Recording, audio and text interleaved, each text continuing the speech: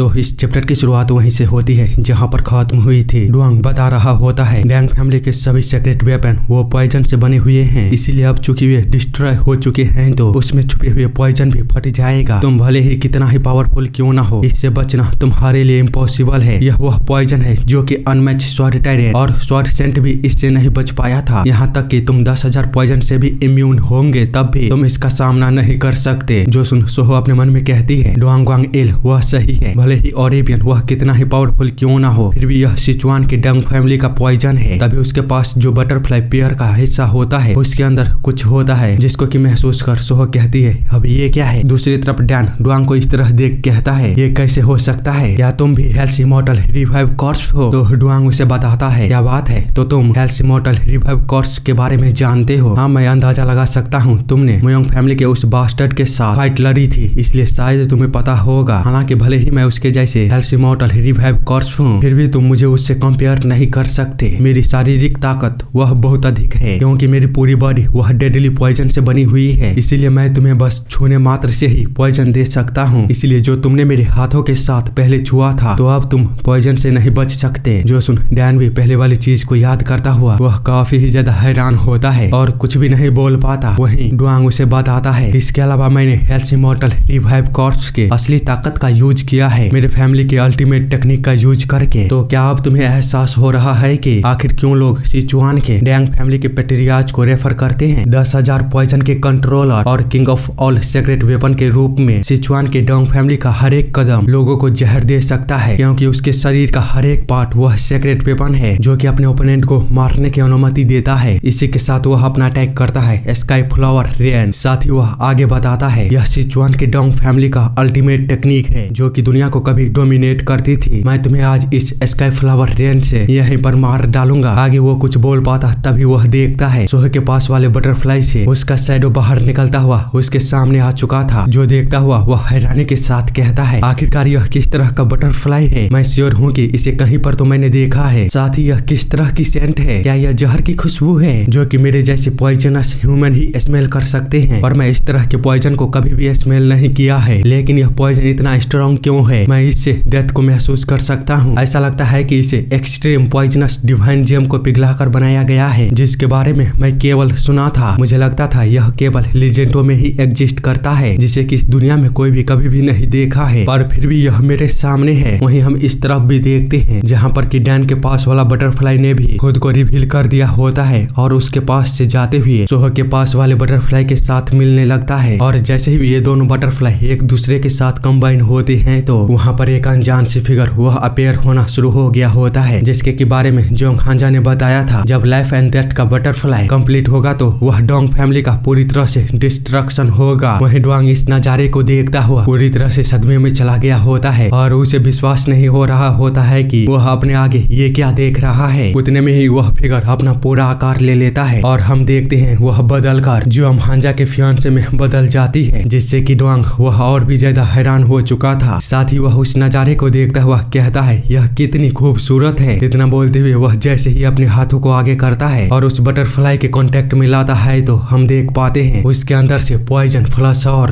सभी चीजें वह ड्रेन होना शुरू हो गया होता है। जिस पर कि घबराते हुए डुआंग कहता है यह बटरफ्लाई मेरी क्यूआई को सोख रही है। नहीं नहीं, यह तो केवल मेरी क्यूआई को ही नहीं बल्कि मेरी बॉडी के पूरे फ्लूइड को भी सोख रही है। क्या ऐसा इसलिए क्योंकि मेरी पूरी बॉडी वह पॉइजन से बनी हुई है? हाँ मुझे याद आ गया, जोंग हांजा डैंग चोंग जी का दूसरा नाम था। इतना बोलते हुए हम उसे देख पाते हैं उसका बॉडी वह पूरी तरह से कंकाल में बदल गया होता है और उसके बॉडी पर थोड़ा सा भी मांस नहीं बचा हुआ था, वह पूरी तरह से सूख चुका था। साथ ही वह किसी अनजान सी जगह पर पहुंच जाता है जहां पर कि वह जोम हांजा के सामने बैठा हुआ था और जोम हांजा वह उसे बता रहा था butterfly of life and death यह एक ऐसी मिस्टीरियस क्रिएचर है जिसे कि मैंने अपने पूरे सोल को लगाकर डोंग फैमिली से बदले के लिए बनाया था, लेकिन मुझे नहीं पता था कि यह बटरफ्लाई पेयर वह 10,000 पॉइजन को बस एक ही बार में सोख लेगा, क्योंकि जब मैंने इसे उस समय पर बनाया था तो केवल मेरे मन में एक ऐसे सीक्रेट वेपन का फिगर था जिससे कि मैं बदला ले सकता था। दूसरी तरफ उसे देखता हुआ डुआंग कहता है क्या सच में तुम डुआंग चोंग जी हो? तो जोम हांजा वहाँ से गायब होते हुए उसे बताता है लाइफ एंड डेथ का बटरफ्लाई पेयर जिसे मैंने अपने ब्लड और बदले की भावना से बनाया था वह डुआंग फैमिली के किसी भी पॉइजन को एब्जॉर्ब कर सकता है और दुनिया में ऐसा कोई भी वेपन नहीं है जो इसे ब्लॉक कर सकता है। यहाँ तक कि स्काई फ्लावर रेन भी नहीं। जो सुन डुआंग काफी ज्यादा गुस्से में बोलता है, तो तुम कह रहे हो कि यह चीज सिचुआन के डैंग फैमिली का नेचुरल इनेमी है। मैं डुआंग इल, सिचुआन के डुआंग फैमिली का पेट्रियार्क, 5 ग्रेटेस्ट फैमिलियों में से एक, रूलर ऑफ सिचुआन। मुझे विश्वास नहीं हो रहा है कि मेरे जैसा कोई इस तरह मर रहा है। यह बहुत ही ज्यादा मिजरेबल है। डुआंग चोंग जी, जब तुम जिंदा थे तब भी मेरे लिए हमेशा एक बाधा थे, और अब जब तुम की मर चुके हो तब भी मेरे लिए एक बाधा बनकर मरे। यहाँ तक कि अपार शक्तियों से भरी हुई कोल्ड इन एनर्जी क्रिस्टल, वह भी इसे ब्लॉक नहीं कर पा रहा है। इसी के साथ हम देखते हैं वह कोल्ड एनर्जी क्रिस्टल वह वहीं पर टूट जाता है, जिसको कि देखता हुआ डैन कहता है, मेरी बॉडी से पॉइजन वह पूरी तरह से गायब हो चुका है। क्या बटरफ्लाई पेयरों ने इसे सोख लिया? तभी सो उसके पीछे से आते हुए उसे आवाज लगाते हुए कहती है, और एवियन क्या आप ठीक हो? तो डैन उसे बताता है, हाँ मैं तुम्हारी हेल्प से जिंदा बच चुका हूँ। ऐसा लगता है कि तुम्हारे पास वाला डेथ बटरफ्लाई और मेरे पास वाला लाइफ बटरफ्लाई वह दोनों कंबाइन हो चुके हैं, जो कि 10,000 पॉइजन पर भी किसी एंटीडोट की तरह काम करता है। इसीलिए मैं चाहता हूँ कि तुम life and death butterfly pair को यूज करो और पॉइजन हो चुके लोगों को इससे ठीक करो। बाकी अब चूंकि डुआंग मर चुका है तो ऐसा कोई भी नहीं है जो तुम्हारे रास्ते में बाधा बनेगा। जो सुन सोहो कहती है, ठीक है मैं समझ गई। उसी समय एक ब्लास्ट होता है उस जगह पर जहाँ की हुआंग गुनैक होता है। वह जमीन को फाड़ता हुआ बाहर आते हुए कहता है, तुम्हें थोड़ा सा तो समय लगेगा पॉइजन हो चुके लोगों को बचाने में, जो कि मेरे लिए काफी है। जब तक तुम उन्हें हील कर पाओगे उससे पहले ही मैं उन्हें मार डालूंगा। उसे इस तरह देख सॉरी टेरेंट वह कहता है, क्या यही असली रूप है फीस्ट सेंट का? मैं उसे देखने मात्र से ही अपनी पूरी बॉडी को टूटता हुआ महसूस कर सकता हूँ। वही इमोर्टल स्वॉर्ड वह सोच रहा होता है, मैं खुद को इविल एनर्जी के इमेंस प्रेशर के नीचे दबा हुआ महसूस कर पा रहा हूँ, यहाँ तक कि मैं सांस भी नहीं ले पा रहा हूँ। दूसरी तरफ हुआंगबो वह अपने अंदर से भयानक एनर्जी को बाहर निकालते हुए डैन से कहता है, यह सच है कि मैंने तुम्हें कम आंक लिया था, तो अब याद रखना मेरा अटैक वह पहले से बहुत ही अधिक पावरफुल होगा। पहले तो मैं हमेशा के लिए अंत तक हुआंगबो गुनैक के रूप में ही रहना चाहता था, लेकिन अब चूंकि किंग ऑफ वार तुमने मुझे अपने असली रूप को रिवील करने के लिए मजबूर कर दिया है, जिसे मैं कभी भी दिखाना नहीं चाहता था, तो चलो अब इस द्वेष को पूरी तरह से खत्म करते हैं। क्योंकि कुछ भी हो सकता है, लेकिन इस दुनिया में सबसे स्ट्रांग होने वाले 2 लोग कभी भी नहीं हो सकते। इसीलिए अब किंग ऑफ वार मुझे तुम्हें आज यहीं पर मारना होगा। केवल मेरा ही नाम पूरे गांगो में सबसे स्ट्रांग का होगा। इसलिए अब क्या हम कंटिन्यू करें? पर उसके इतना बोलते ही चैप्टर यहीं पर खत्म होती है। बाकी अब अगले चैप्टर का आने का इंतजार करो। पर रुको, तब तक के लिए इस वीडियो को जाकर देखो। बहुत ही बेहतरीन कोरियन सीरीज है जिसमें कि कोई भी बकवास की चीजें नहीं है, केवल और केवल रिवेंज की चीजें ही है। इसलिए तुम लोग जरा सा भी बोर नहीं होंगे।